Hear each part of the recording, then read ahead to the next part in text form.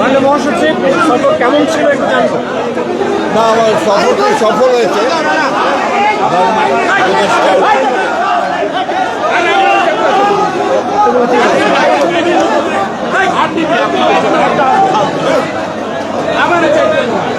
মাননীয় প্রধান উপদেষ্টার আমন্ত্রণে আমরা জাতিসংঘের সাধারণ অধিবেশন আসতে সাধারণ অধিবেশনে আমরা সফর সঙ্গী হয়েছিলাম। সেখানে আমাদের যেটু দায়িত্ব পালন করার কথা ছিল আমরা সেই দায়িত্ব পালন করেছি এবং আমি মনে করি যে আমাদের সফল হয়েছে। বিশ্বের কাছে পৌঁছে গেছে।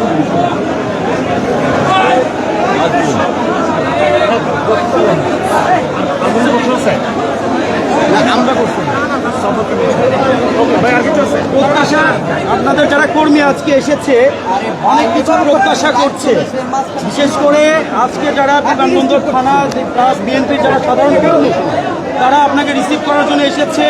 তারা জানতে চাচ্ছে আসলে আপনি সফর শেষে কি তাদের বার্তা দিতে চান।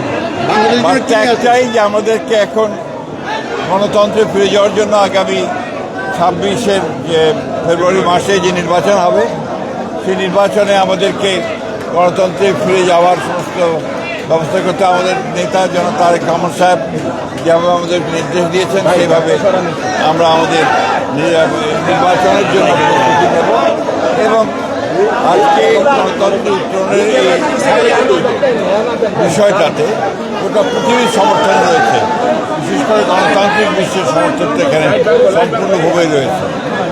মাননীয় মহাসচিব, আপনি একটি রাজনৈতিক দলের মহাসচিব, সেই জায়গা থেকে দেশের সবথেকে বড় দল, সেখানে আপনাদের সাথে আরও যারা রয়েছে বিভিন্ন দেশের প্রতিনিধিরা যারা যোগদান করেছেন তাদের সাথে আপনার আলাপ হয়েছে কিনা? আমাদের সকলের সঙ্গেই আলাপ হয়েছে, যারা গিয়েছিলেন তাদের সঙ্গে তো অবশ্যই আলাপ হবে, এটাই তো স্বাভাবিক, তাই না? বলেন আর কি।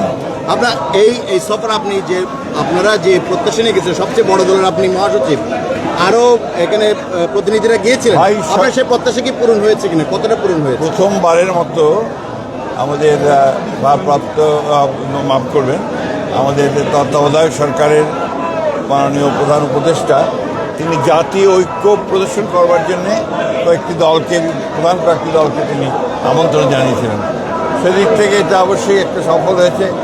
ওখানে জাতিসংঘের ওই প্রধান অধিবেশন ছাড়া পাশাপাশি যে সভাগুলো হয়েছে, বিশেষ করে আপনার যারা বিদেশে বাস করছেন, প্রবাসী আছেন, তাদের সাথে সমস্ত বিষয়গুলোই আমি মনে করি যে বাংলাদেশের জন্য অত্যন্ত ভালো হয়েছে। অ্যাজ এ হোল গণতন্ত্রের জন্য ভালো হয়েছে। আপনার উপস্থিতিতে সেখানে একটু অপ্রীতিকর ঘটনা ঘটেছে, কোনো ব্যাপার না, আমরা এগুলো খুব বড় মনে করি না। এটা বাংলাদেশে অতীতেও ঘটেছে এবং এটা হচ্ছে আওয়ামী লীগের একটা কালচার আপনার এই সমস্যা তৈরি করা। আর কিছু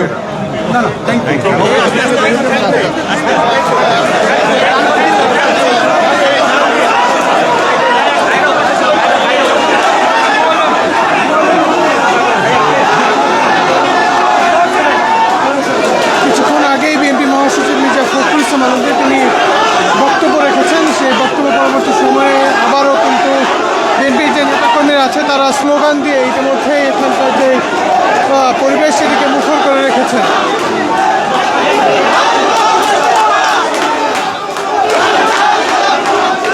তিনি আবারও ভিআইপি গেটের দিকে এগিয়ে যাচ্ছেন, সেখানে থেকেই তিনি আবার তার যে গন্তব্য সেই গন্তব্যের উদ্দেশ্যে ফিরে যাবেন।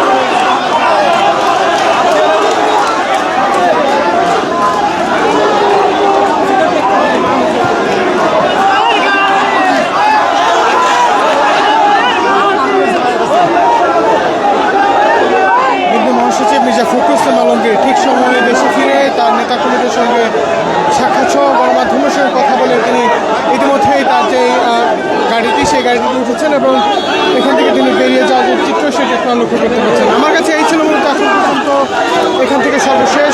ধন্যবাদ সকলকে।